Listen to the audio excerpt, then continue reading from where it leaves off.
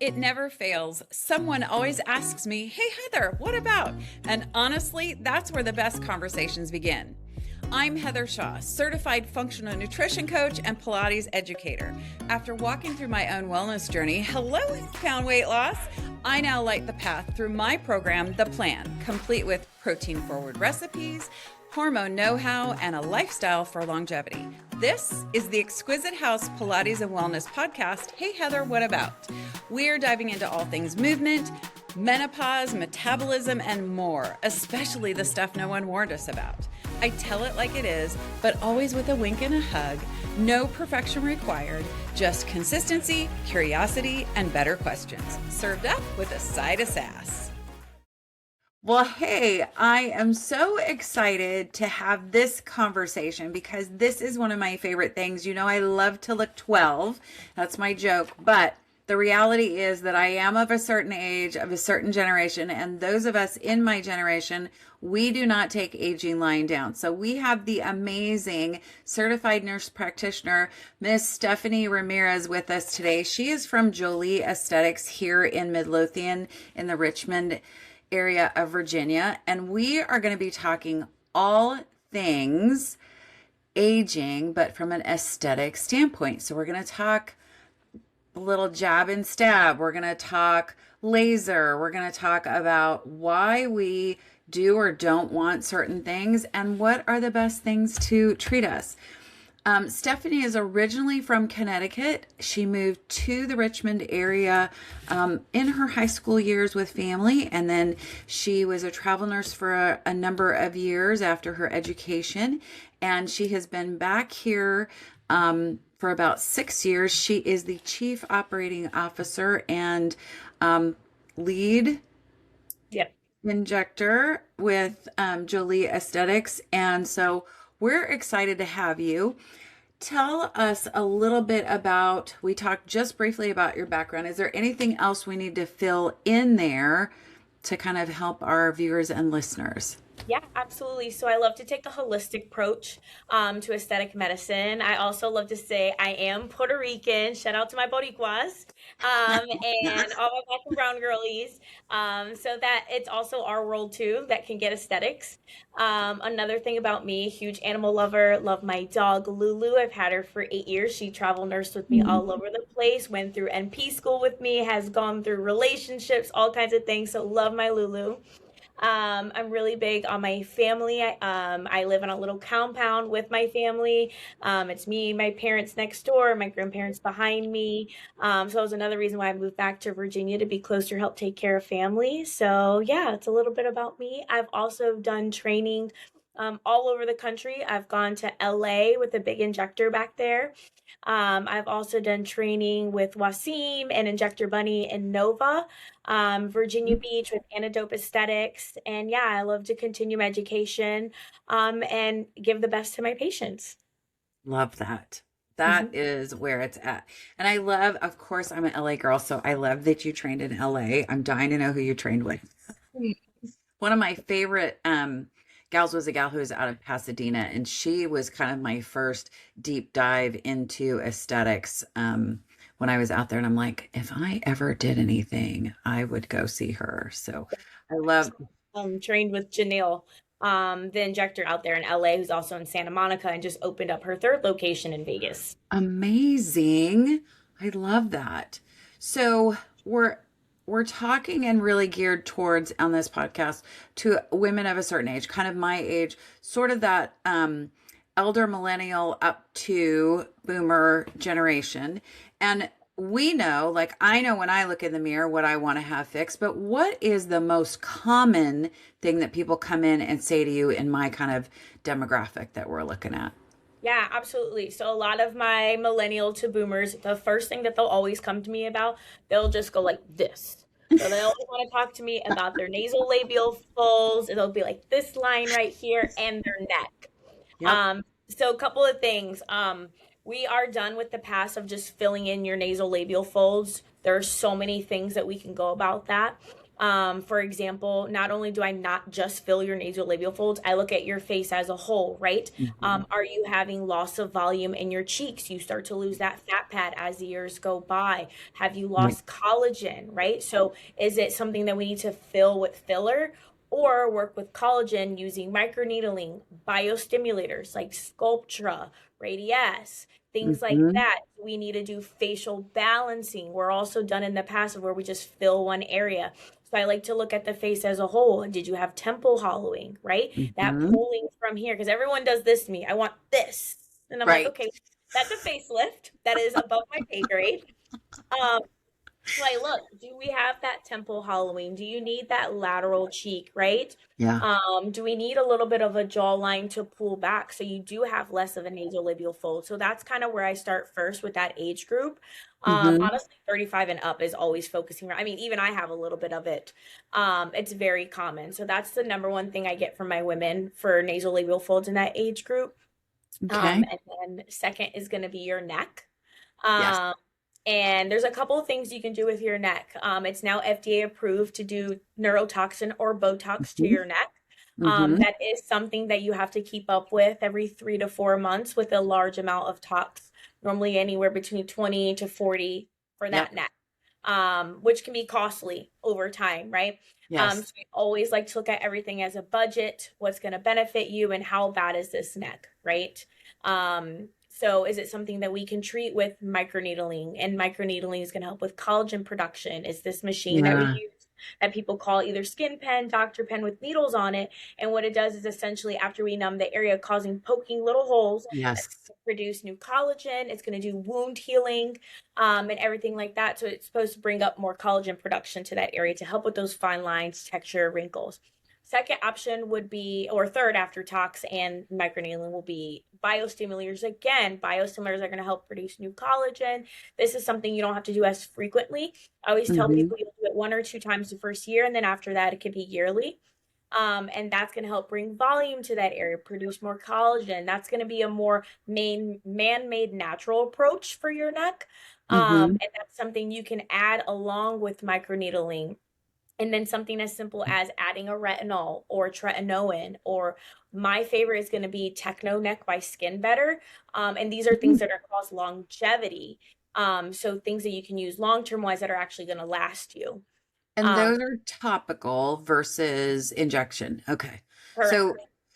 and so that brings us to like when we're talking about some of the Botox, the neuromodulators, the things that kind of help rejuvenate that are injected, those things are as important, less important, more important that as our as in relationship to like our skincare. Where is it chicken and the egg? Where are we with all of that? Well, hey, if you've been nodding along to today's episode and thinking, I need more of this in my life, I want to personally invite you to subscribe to Inside the Plan, our private newsletter for folks in midlife who are ready to feel like themselves in their body again. Each week, I send real practical strategies to help you balance hormones, reduce inflammation, support your metabolism, and understand why what used to work just doesn't anymore. These are the same tools, tips, and mindset shifts I teach in my full program, and I don't share them anywhere else. So if you want to learn how to build meals that nourish you, support weight loss with or without GLP-1s, and feel like yourself again, this is for you. You can sign up at theexquisitehouse.com, click memberships and packages, then click inside the plan. I think you're going to love it. All right, back to the episode. Absolutely. So it's kind of hard to determine. Number one, it's going to kind of depend also per patient. I tell everyone the foundation is going to be your skincare, no matter what. That is your brick foundation. That's going to be your concrete. You can spend $3,000 in my chair, but if you're not willing to put that money also into your skincare at home, then all that money is essentially going to go to waste. Skincare, and medical grade skincare. That's going to help you continue to treat the treatment that we've already done for you. So I will always say skincare is going to be your foundation. That's your bread and butter. After that, it kind of depends on your goals and where we're at, right? Some women don't have the hollowing as much or don't need as much volume loss that they need to replenish. Sometimes they just need more collagen production. So that's where a biostimulator would come in place versus a filler. So I always tell everyone, filler is going to fill that area. It's hyaluronic acid. It will break down essentially on its own. And that's where we fill areas. Biostimulators are going to produce more collagen. It is going to help replenish more volume, but it's going to happen over time. Filler is going to be filling instantly, where your biostimulators like Radiesse and Sculptra are going to take some time for you to see those results, but longevity wise, that's going to be good for skin health. Okay. So when we're talking about skin health and we're talking about aging, there's layers to our skin and kind of our face, and we go like the top layer of dermal layer, which we see, and then it's almost like crisscrossy little structures of collagen, and then we go down a little bit into a deeper dermal layer, and then we have fat, and then we have muscle, and somewhere in there are nerves. Is that right? Am I wrong? Help me. Yep, you're correct. So that's another thing of what each one of these products target. So when you think about filler and filling the area, you go on to osteum, which is bone. So you're pretty much like when someone's like, I want a jawline. So when I'm putting dermal filler into that area, I'm going directly onto bone, aspirating, pushing to essentially create a jawline or create a chin or create a cheek. So that will be that area to the bone. And then when you think about Sculptra Radiesse, that's going to be your crisscross into your, that area. That's to break down, to bring more collagen production, break up those fibers, produce more into there. And that's why it takes 2 to 3 months to see results from that. Okay. And then you have microneedling, which you're going in down into the dermis, right, with the needle. To produce more collagen, break down that area. And that's so that your skin product is, number one, seep in better, right? And then number two, creating more collagen and bringing up with those fine lines and wrinkles, textures, scarring, aging, things like that. So based on what you're saying, it almost sounds like we need everything. Yes and no. It also will depend on what I'm looking. I mean, in my world, yes. Need a little sprinkle of everything, right? It's what I do. It's what I love. But not necessarily. It's definitely patient preference. Do you like the more natural approach? Do you care about your whole face as a whole, or is no matter what I say, this is the only thing you care about? And I'm not going to change your mind if that's exactly I will always give my medical opinion, my aesthetic opinion, what I have on my face and vice versa. But at the end of the day, I always do what's best for the patient, both budget-wise, financially, safety-wise, and things like that. Because also some of these products are not good if you have certain autoimmune diseases or if you're blood thinners or things like that. So like biostimulators, people with autoimmune diseases or like on biologic or DMARDs, they're not a candidate for biostimulators like Radiesse or Sculptra because it's going to actually have an inflammatory response and it's actually going to not be good for it. Okay. Okay. That is fascinating. So that tells me a lot because like I have autoimmune stuff. I'm not on medication. I treat it naturally through my diet and supplementation and a little bit of help from my doctor. But for the most part, we're dealing with just things that impact my body. And I know that there's been times where I've had a little bit of injection and I'm like, oh, that was a weird reaction. So this says a lot to me in that folks with autoimmune, we're a little more susceptible to having kind of an adverse reaction to an injection. Yeah. So what does that look like? So for you, more natural approach would be, yes, you could still do filler, right? Sculptra, Radiesse out the picture, but then that's where we can also incorporate microneedling with PRP, and PRP is going to be your platelet-rich plasma. Right? And that is when we draw your own blood. So it's 100% natural. We put it in the centrifuge and then we use the plasma to inject. You can either inject it or use it topically. You can use it topically with microneedling. So you're injecting all that PRP into your skin while you're doing the microneedling. Or we can also inject PRP into your under eyes. You can do it into your nasolabial folds. And again, it's not going to do the same thing filler does, what fills the area. It's going to help lighten the skin. It's going to help with texture a little bit. It's going to help with that dullness. So you will see a lot of people do it under their eyes to help with that dullness, who are not candidate for filler for under eyes, which would be people with allergies, puffiness, who honestly just need a blef. You know, at the end of the day, I tell everyone, I'm a surgeon. I'm going to tell you I'm not going to put filler under something that's actually just going to look terrible. You're my artwork when you walk out of here, right? Yeah. The doctor doesn't give you 3 extra doses of lisinopril because you want it. It has to be based off of your health and your assessment. Yeah. These are medicines at the end of the day. So then we would use PRP for you, which we can also use on your scalp for hair loss as well. What about your neck? You could. Ooh, that's very interesting to me. Yep. Very and you interesting. do it with microneedling on your neck along with injecting it. Yeah. That sounds very interesting to me, because I'm thinking about, like, for me, I know, and you can't see it today because I have my turtleneck on because it's freezing and we're getting ready to have that giant ice storm. But like, I've had the suture lift in my neck already. And what I notice is that we did do liposuction and a little bit of platysmal bands separating, but those platysmal bands, because of what I do for work, are very strong. So I'm always having a little bit of a drag, and I know that that's what it does. It pulls. So that's where we have that little bit of kind of drop down or droopiness that happens. So it sounds to me like that would be a really cool thing to do with the microneedling, because it would kind of stimulate that area to kind of restructure or rebuild a little bit, from what you're saying. Maybe a little bit of neurotoxin. I would have to actually see how much you're pulling. Like, for example, like me, like I could use a little bit right here. And you would probably just need a lighter dose along with the other alternatives as well for you. Yeah. Yeah. And I do already do a little bit of a neurotoxin in there now, but I'm always like, 10 days later, I'm like, we could do more. We could do more. And that's where I start to think. In my opinion. Yeah. I know. Look. But I like the result that I have with that neurotoxin, but I also noticed that, like, there's a little discoloration there, where I have a little bit of stuff that probably could use some laser, all of that.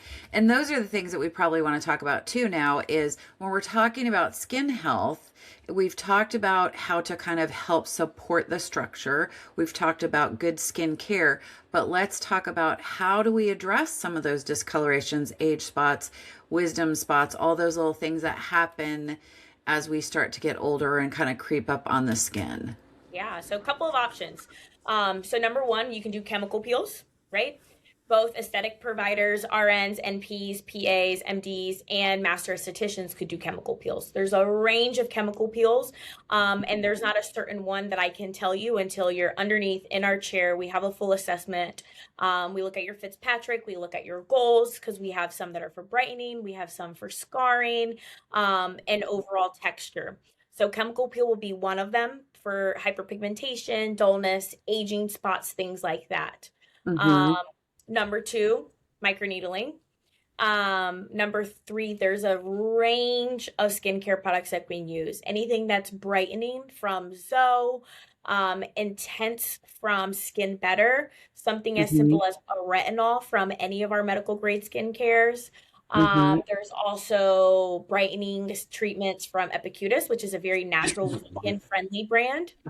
And then another would be lasers, right? Your lasers are going to be your more invasive. After you've tried these, you're ready to go more intense and move on. Like, I just did a laser, and you only want to do lasers in the wintertime, right? When we're away from the sun. I just did one last month. I did a Moxie laser. My goal was to get rid of some of my freckles, some of my sunspots, because no matter if I wear SPF 75 all day at the beach and I wear a big sombrero, I'm still going to get some kind of sun. So we focused on that. Normally, any master esthetician or provider is going to tell you want 2 to 3 sessions of a laser per time, but you will see results after the first one. I honestly have not been able to go back because I'm so busy, but just from one laser alone, I mean, that layer that came off and gave me a new skin, it's great. I still have a little bit of some sun damage on my cheeks that the average person won't see. So I did a Moxie. Another one will be aerolase lasers. That's going to be for your more melanated skin as well. Moxie is safe for melanated skin, as I am Puerto Rican. Mm-hmm. But aerolase is another one that's good for melanated skin. And then there's other ones like BBL that also focus, and all of these are also going to help scarring, not only hyperpigmentation, but brightening as well. There's not one preference versus the other. It's based off of where you go to see a provider and to, your goals with that provider that you talk to after your skin assessment. So we hear a lot IPL, BBL. Help us with what those initials mean and what those lasers do. Okay, so yeah. So you're going to have your BBL, which is going to be your broadband light, and it's going to be more powerful, and it's going to be a more customizable form of an IPL. But they're both using treatment pigmentation, going to help with redness, signs of aging. And BBL essentially stands for broadband light, and then IPL is intense pulsated light. And they're both going to help with your vasculature and everything like that. Okay. And so if we're looking at, especially women, once we go into menopause, a lot of women get rosacea. The IPL, I think, is better for that, from my understanding, because the pulsating kind of kills if there's any kind of dermal mites, which nobody, that's a horrible thing to even think that we have, but we know they're there. Yeah. But it also helps calm any inflammation that's kind of on the skin, versus like the BBL kind of does just a broad kind of texture resurfacing. Is that accurate? Okay. That's helpful. Yeah. So, the other things we want to talk about. So we've talked through filler, we've talked through PRP. I love PRP. I love the concept of that, because you're using your body's own like juice. And when you do that centrifuge, the thing that comes up is that gorgeous golden plasma that's liquid gold is what I call it, and it's your plasma. And I like to tell people that PRP has been around for years, and a lot of these products that we're using cosmetically now have been used for years. Like PRP, I also work in hospital medicine. You use it for orthopedics, right? For those injuries that you have. So it's been injected into knees, hips, shoulders for years from PRP standpoint. And I always like to remind people, Sculptra, which is a biostimulator, has actually been around. I can't tell you exactly. I always forget if it's 2009 or early 2000s. It was essentially made for HIV patients who are cachectic, that have had all that muscle loss. And then it was reinvented in 2019 with a new formula. And the new formula is essentially just for less nodules that was being occurring. But Sculptra has been around also for years, and was essentially to bring in volume loss to those patients who were HIV patients. okay. So do we know how Botox started? Man, off the top of my head, I always forget. I know way back in the day, Dysport essentially was actually used for muscle tone, for those retracted muscle tones. And I've done peds neurology rotation, and you see it a lot used in that rotation to help with your constricted patients for relaxing and everything like that. The muscle tone, for those kids that are wheelchair bound, to are paralyzed and everything like that. Wow. See, that's also interesting to me, that, there's a lot of things that we don't realize started as a therapeutic application and then become an aesthetic application. I love to know that kind of stuff. That's always fun to know. Yep. When we're talking about aging, we're also in the age. So those of us who are in this kind of menopause world, we all have this inflammatory response that happens as we lose our sex hormones.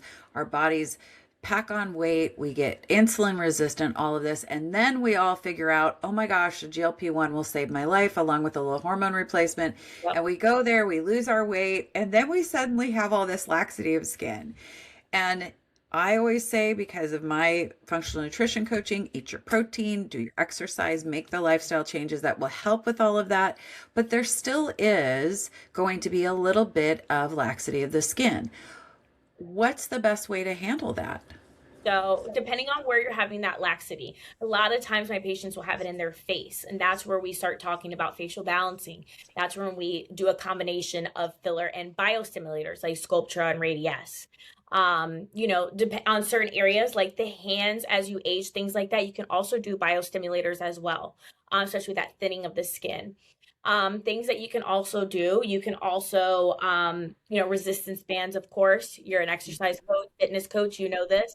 And then I always, when I do my GLP-1s here, I go very slow and steady. Right. By going Yeah. slow and steady and things like that, you're going to have less volume loss at once, and it's going to stay off longer.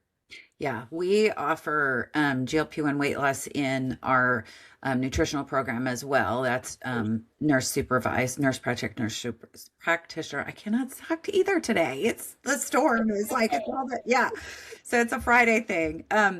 But what I do the same protocol where we want to keep things very low and slow and steady. We want a half pound to a pound weight loss. I'm always coaching people. We're going to stay on the lowest dose for as long as we can. We want to see at least 4 weeks of not losing weight before we start to shift up in our dosage and titrate at all. And then when they hit maintenance is when I start to allow them to kind of play a little bit, extend that time, see where they are. And my folks, because they're still making lifestyle changes, they've eaten well, they've exercised, we don't see a ton of laxity, even in significant loss.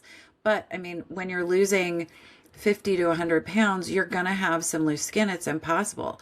And I know that there are some treatments, I don't know if you're familiar, but there are some treatments now where people are doing stuff that kind of helps with the skin laxity. And really it's the crepey skin and stuff like that. Do you guys do any of that with even the Moxie? No, so I don't currently here, but I know there are alternatives like cool sculpting. Cool sculpting is when they essentially freeze the fat, and there's areas like that, and there's multiple locations in Richmond that actually does do it. I have seen good results from it, and I've seen, not as great as results from it.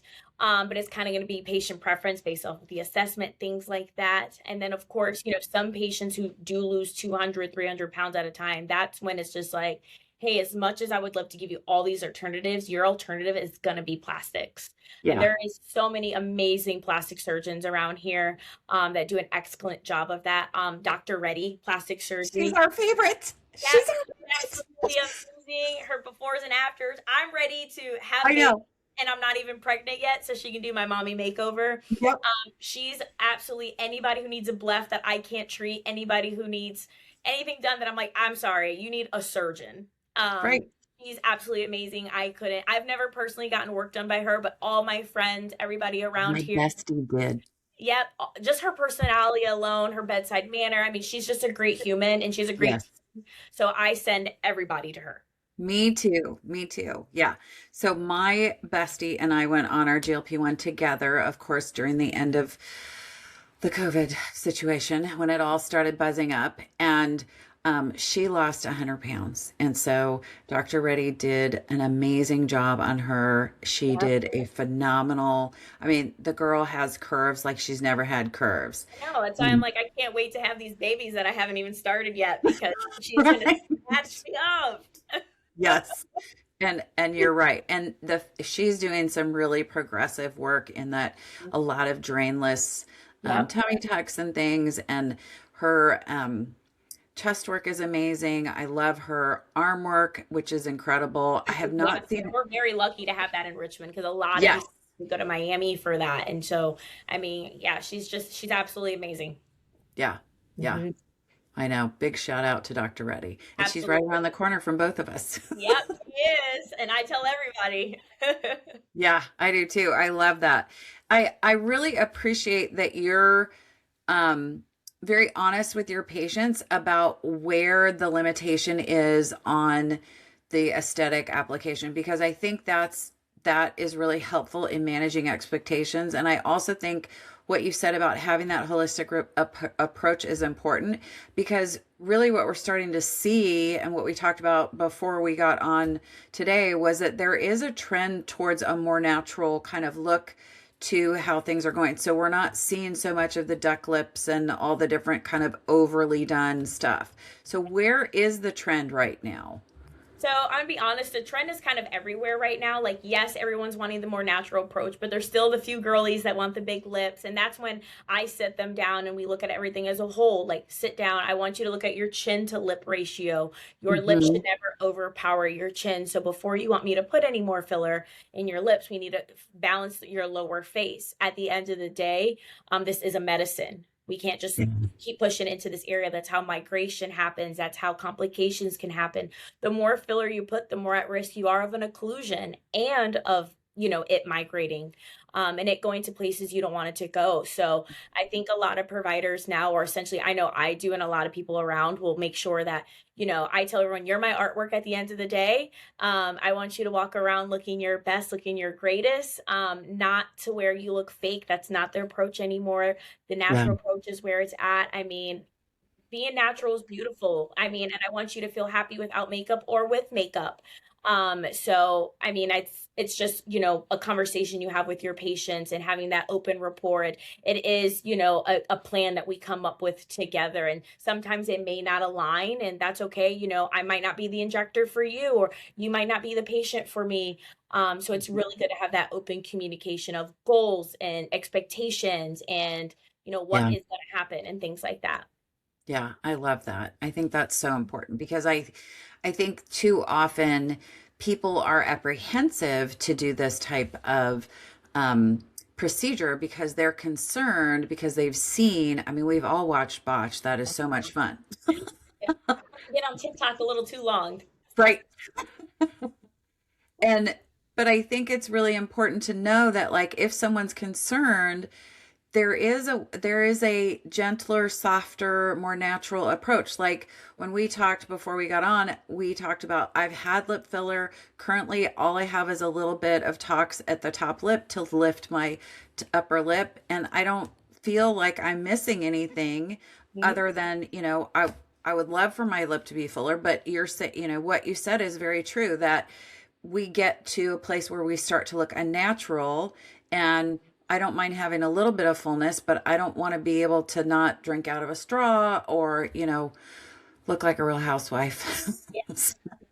And yeah, that's another thing I tell everyone. Consultations are always free. You're never wrong to just come in and chat.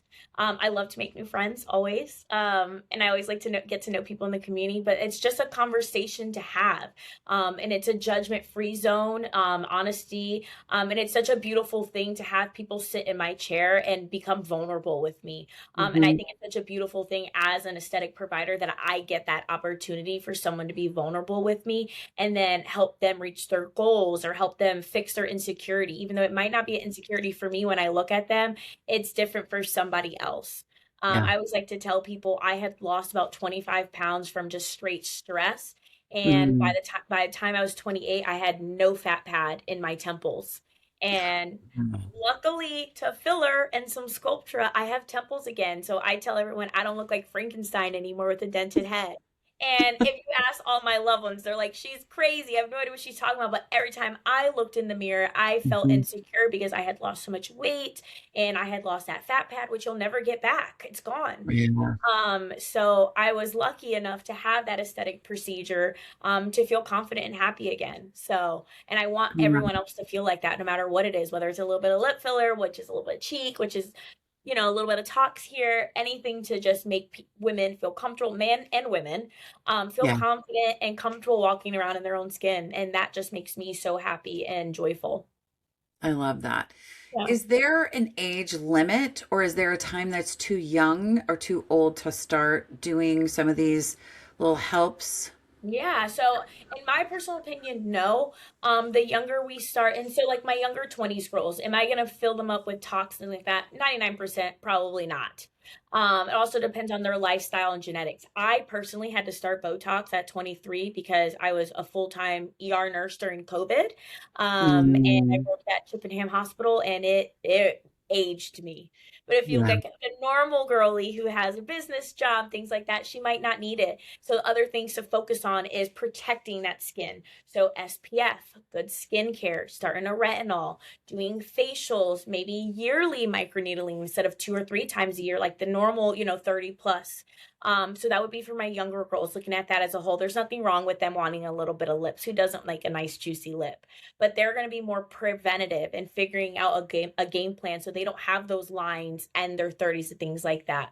And then my older women, it's never that it's too late. It's always that we just have to have realistic goals. There's static lines and dynamic lines. Static lines are gonna be Mhm. those lines that are there no matter what I do to it. I can put 100 units of tox to that line and it's not gonna do anything. Where dynamic lines are the lines that only are shown with movement.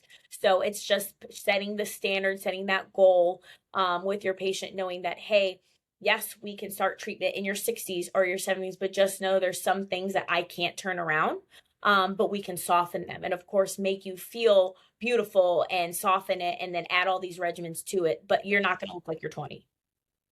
Stephanie, as I'm listening to you talk about this, I'm thinking of people that um, I'm friends with or are in my life, and I've heard someone say to them, "Oh, you're too old to have Botox." I don't know that that's entirely true, but I think what they were trying to do is probably steer that person away from thinking that they were going to have this porcelain Yeah. moment in their face when they're at an age where maybe that's not available. And what I'm hearing you talk about is that yes, there is natural aging in our body. We're going to have lines as we get to a certain point, and those are not going to be able to be erased.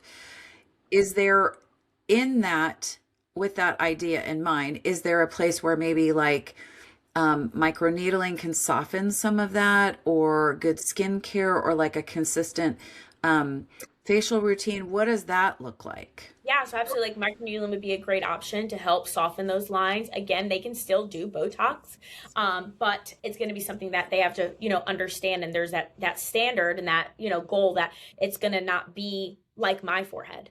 You're still going to have some lines. It's going to help soften it, but by no means taken away. And then that's where they can do a lot more Sculptra and biostimulators to help with that. And then adding, basic good skincare routine like tretinoin, retinol, things like that. And then, of course, a facelift at the end of the day, but which is above my pay grade. But yeah, you're never too old or too young to take care of yourself. And that's one thing I will never take away from women. There's never a no for an answer. There will be maybe not this, but let's try this. But I will always make sure that no matter how old you are, what you've got going on, that we will figure out some plan that works best for you. And if it's not me to be able to do it, I'm going to gear you in the right direction or the right provider that will be able to. I love that. Mhm. I know that there is something about what you're talking about is so important in that there's really an underlying need as a woman um, to feel okay in her skin is probably the best way to put that. And I don't think that we can put an age limit on that, a treatment limit on that. I think um, what you're saying is really about being a responsible practitioner in that, yes, we can do certain things. I want to manage your expectation and let's do the best we can with what we have in front of us so that you feel good as a person. I think that's really a responsible way to treat a patient and or client. And I do the same with movement too. We kind of manage expectation where it's like, we're not going to get you to look like a super Sports Illustrated model, but what we are going to do is get you to a place where you feel very strong in your body, where you're capable and able to do things that maybe you had either lost the ability to do, the strength to do. And I think, as women, as we age, we begin to feel a level of invisibility that kind of hits right around menopause, which is like the worst time for that to happen.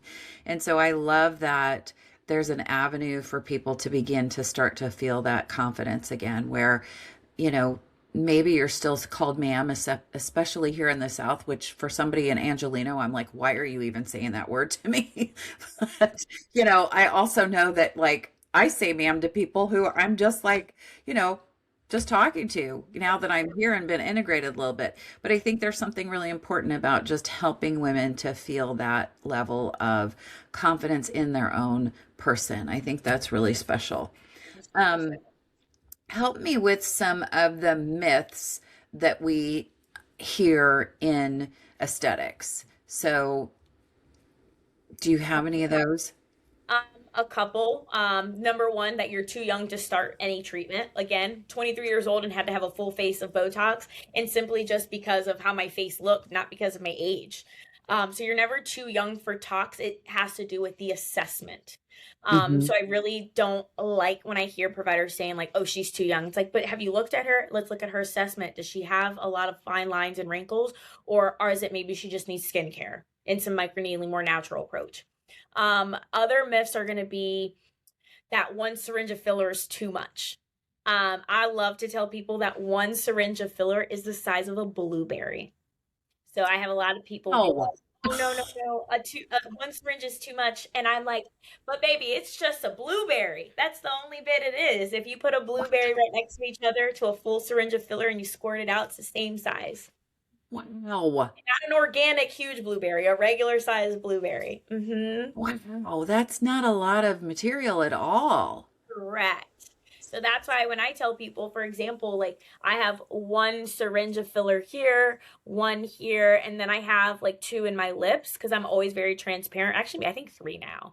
That's three sizes of blueberries in my lips. Yeah. Wow.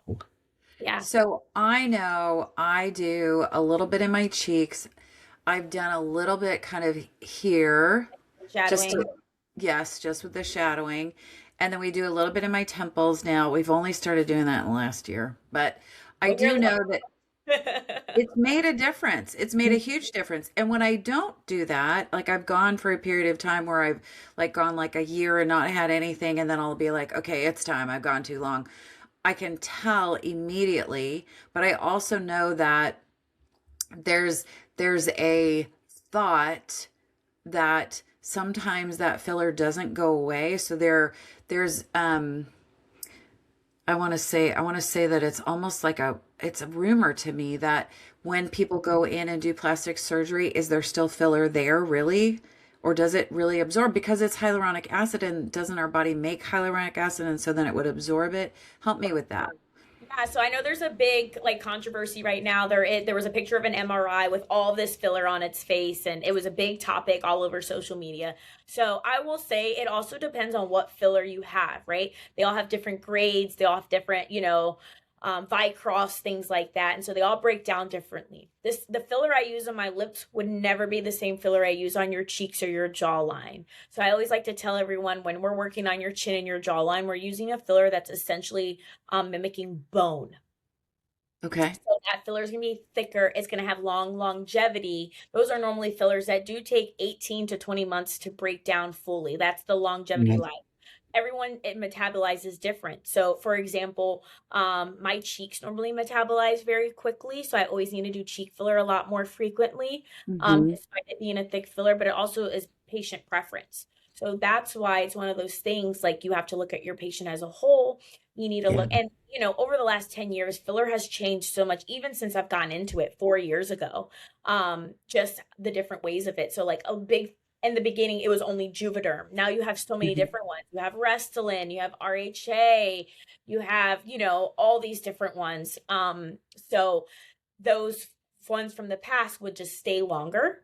Versus our ones now, they're going to be more natural. They don't always have to go directly on bone, and they break down differently. Some don't last as long. So it also is one of those things like, do they last a long time? Absolutely. They can last up to 2 years, but they also can last 3 months, depending on your metabolism, your own body placement, things like that, which is another reason it's so important in the provider you choose, because making sure that, they do have the good knowledge, they do have the good education, because placement is very important, and the choice Mhm. of your filler.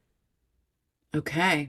Hmm. So when we're talking about neurotoxins, I know that there's a couple different ones. So everybody knows Botox. That's an Allergan product. We love Allergan. I have a very dear friend who's the rep. We love Courtney. Hey, Courtney. Oh, yes, Um, I love Courtney. we love Courtney. Yes. Um, but there's also other stuff. There's Dysport, and some things are more fast acting and some things are more longer lasting. Help me with that a little bit. Yeah, absolutely, because it's my favorite topic.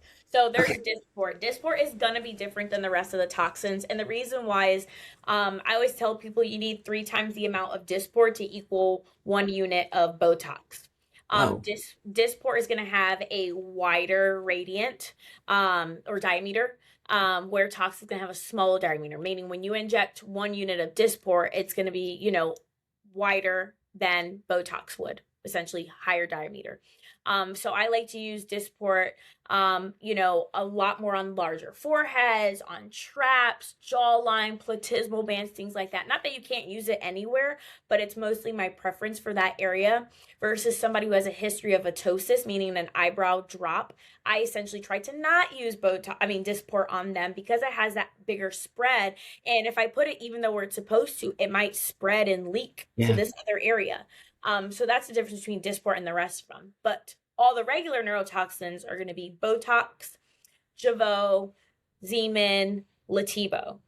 They all essentially do the same thing. They have all the same diameter and things like that. They're all the same ratio. 2 units of Botox, the same thing as 2 units of Jeuveau. It's also going to be provider discretion and preference. Like, yes, I've used Botox for years. I've gotten Botox done for years. But my favorite tox is going to be Jeuveau. And my rep is Lucy, who's also great. But I like Jeuveau. I always tell people I feel like it's like the Gen Z of Botoxes. Tell me more about this. So it came out in 2019. It pretty much has the same onset of tox. I always tell people it's the sister to Botox. It does start to kick in within 48 hours. And I love, peak being 2 weeks, of it fully settling. But it also, I tell people it helps with my women who don't like to feel heavy. Okay. And it's less heavy than Botox or Xeomin, and things like that. So you won't feel as heavy. You can feel like you can still move your forehead even though it's not moving. And I just have always had great results with it. I have great skincare results, nothing against any other tox. It's just one of my favorites. I use it predominantly here in the office, along with everything else. We use everything. But if you look at my numbers, my favorite one's going to be Jeuveau. Just love what it does. I get 4 months out of it. Okay. That was my other question is, do all of these have the same shelf life or lifespan in the body? About 3 to 4 months? Probably going to be 3 to 4 months. I will say my body used to really burn through Botox. I don't know if it's because I did it for almost 10 years, and sometimes you do have to switch to different kinds. But Jeuveau, as long as I'm doing correct dosing, right, the more you dose, just like a medication, the longer it lasts, I get 4 months out of it, which I absolutely love because I'm always running around. I'm busy. Even though I'm able to inject myself or have my injectors inject me, I still sometimes don't have time. So if I can get another month out of it, I absolutely love it. Oh, that is awesome.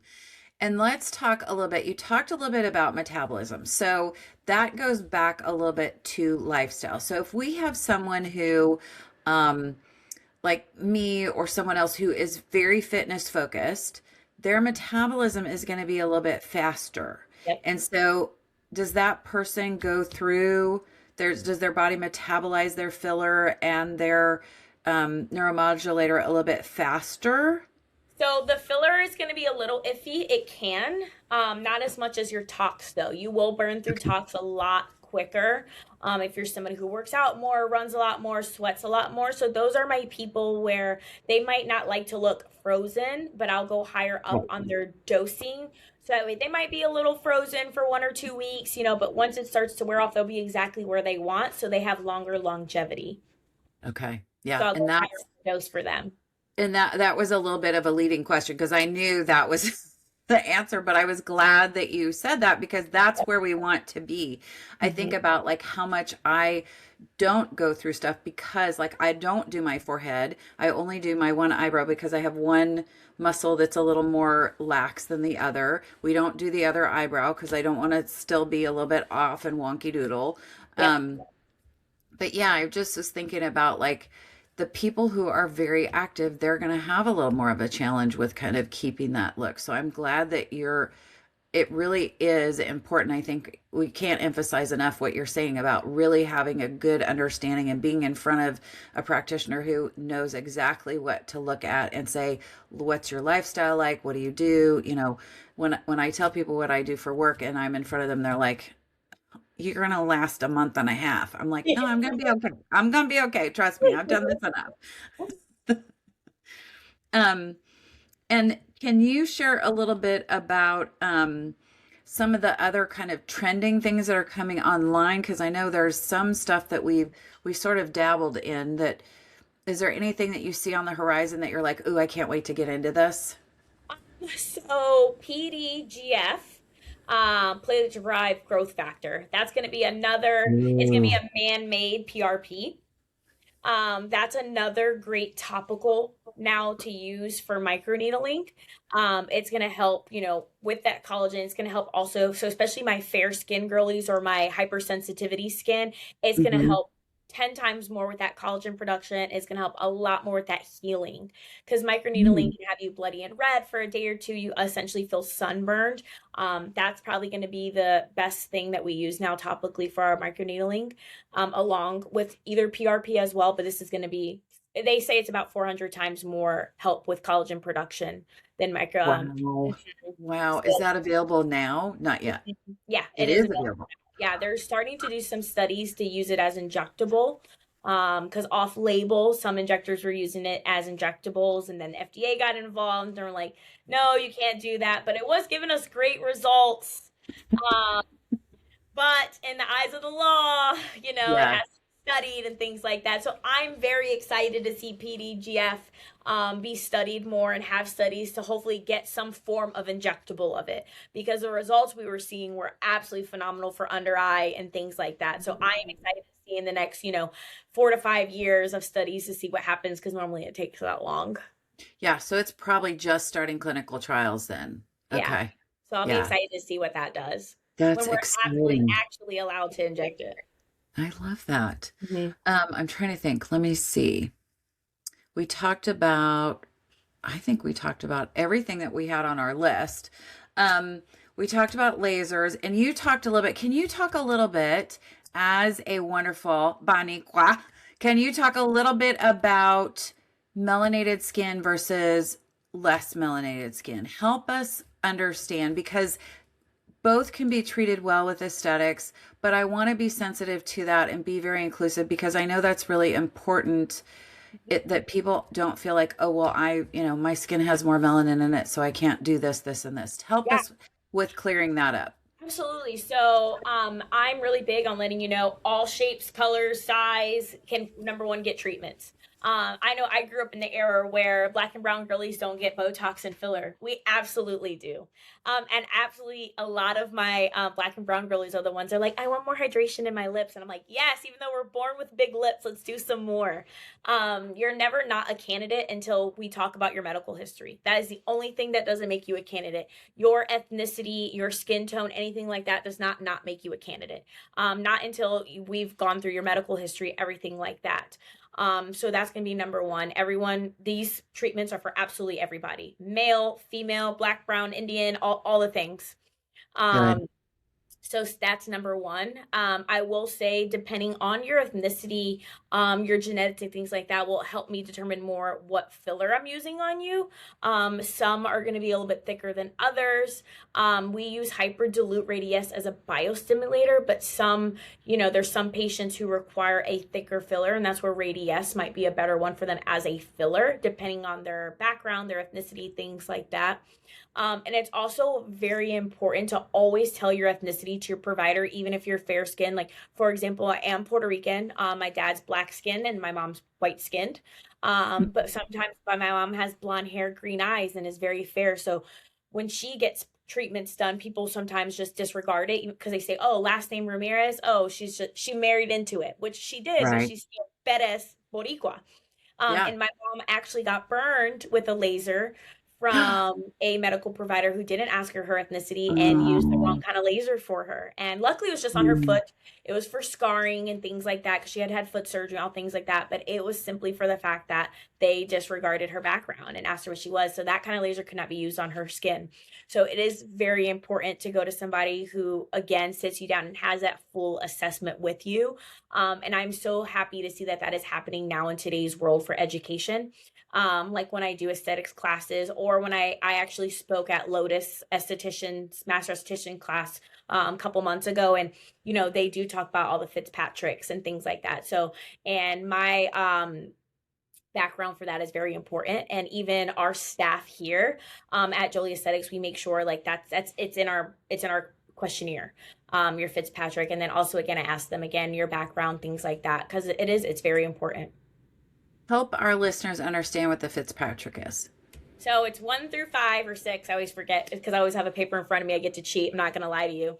And that just kind of depends, like how fair, from how fair you are, essentially how pale you are, to how melanated you are, meaning how dark you are. And that is, that essentially is telling us, how quickly you can burn versus not burn and things like that. So like, for example, when you are doing a peel, because I am more melanated skin, you can't tell because this light's making me very pale. That I can handle a more intense chemical peel and things like that. And not only just because of my ethnicity or my Fitzpatrick, but because I also use tretinoin and things like that. So I have a stronger skin barrier. So letting them know your Fitzpatrick or your ethnicity and letting them know what skin products you use at home are all important for when you are getting something as simple as a facial. I have to have medical grade good hypersensitivity skincare because one day I went on a resort and I did the facial package that they had there, and they had all kind of sensitive, and my skin just completely turned bloodshot red. I was so itchy and I couldn't even wear makeup the rest of the week or use any of my skincare products. My face was essentially like a chemical burn. Wow. And so, at that resort, I think I was in Mexico. I don't even remember. They don't ask those questions. They're just like, sit down, get relaxed. This is your $20 facial. So it's so important that you are going to somebody educated. Cheaper does not always mean better. Groupon does not always mean better. Sometimes it is worth paying the extra money to make sure you are getting the right treatment by licensed medical providers. Yeah. And your favorite skincare brands that you guys have? Yes. Oh my God, I'm going to show you. So Skin Better. This is my favorite SPF in the world. And then Epicutis, which is going to be, this is newer line to us, but not newer to me. Vegan friendly, breastfeeding, pregnancy safe. So the entire line is just why I brought it on, because I want my moms who are breastfeeding, my pregnancy, and my vegan girlies to feel like they're included. And then So is also another one of my favorite brands. I don't have any in my room right now, but they're the blue bottle. Everybody knows them. Yep. Those are my top 3 favorite products. I can find something for everyone in every single brand. I can't tell you I prefer one versus the other because I use one of each or 2 of each, or sometimes I use a couple months of this, a couple months of that. They're all absolutely amazing. And I tell people the price point is a little expensive initially, but when you think about it, every daily use and it lasts you 6 to 9 months, you're getting your money's worth. Yeah. And it's your face. And again, if you're spending $2,000 on 3 laser sessions or Botox and filler, I think you can spend a little bit of money on that foundation for your skin. So that is one thing I will tell all of my patients. And it is very important. Somebody who used it herself before she got into it. Even before I got into aesthetics, like I remember I used to see Dr. Green at Revi, and they always were like, make sure you're protecting your skin. And I always have, and it's something I've always shared with myself as an aesthetic injector. Yeah, I love that. I think that's really helpful. Fun fact is that one of my favorite Pilates instructors works for Skin Better. She works on the production side. Oh, So love that. and she lives in Richmond. There you go. Very, We love Skin Better. It's great. This is my favorite SPF in the world. My mom has bottles of it. Any kind of holiday that she can think of, she makes up for me to buy her another one of these. Well, and they really have a cutting edge SPF. Don't they have like a little powder that they came out with a couple of years ago or something? It's not the powder, it's the compacting one. So you can Yes. like I use it at the beach. So I will smother myself in this, and then when I'm sitting on the beach with my drink of choice, depending on how toxic I want to be that day, and you get to pat your SPF every hour with my big old sun hat, and you feel pretty, you look good, and you still have a little bit of coverage. I love that. That's amazing. Yeah. Anything that you feel like we missed that you want to share with the world about you or Jolie or? That I am welcome to see everyone. I'm always just a phone call, text message. Consultations are free. I would love to hear your story. Just because we have a consultation does not mean we need to move forward. Just simply getting to know each other, figuring out goals for you. You're always welcome, no matter how old you are and anything like that, your background. I just want to make you feel heard, feel special, and comfortable. I We'd love love to that. have you. I love that. So I'm going to share a little bit. So to get in touch with you, you are at Jolie Aesthetics, which is in Midlothian, and the website is jolie-aesthetics.com. Email info@jolie-aesthetics.com. And it's Stephanie Ramirez. And you guys have a couple other folks in the office as Yes. well? Yes. Okay. We have a master esthetician. We just brought on a new injector, a male. So you guys have man candy. Yay! Husband, he's an RN. I've known him for a while. I worked with him, when I was a hospitalist and he worked at the hospital. So he's getting training right now. So I actually have special promos right now for anyone who is willing to be a patient for him while we're training, of course, under me.